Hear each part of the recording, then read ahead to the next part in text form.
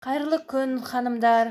Личный кабинетке кіріп, акция купондарды қалай активировать етеміз? Мына купоны и карты деген жерге кіріп, оларды бәрін активировать деп басып шығу керек. Қазір айналып жатыр. Мына осындай қылып шығады. Мега акции и приключения деген. Менде, например, 43 купон бар. Соған деген былай төмен қарай жылжытқанда осындай карточкалар шығады.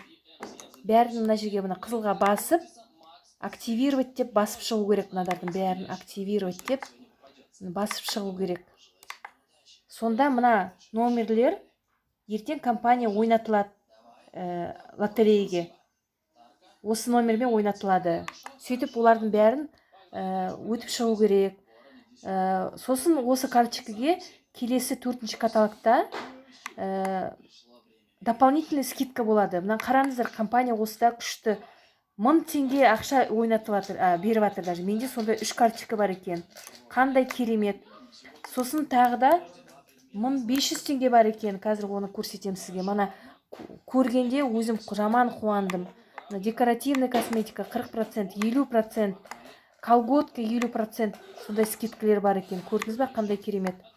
Мына 1500 теңге ақшалай дополнительный беріп жатыр. Так что бәрін кабинетке кіріп активировать етіп шығыңдар, қыздар.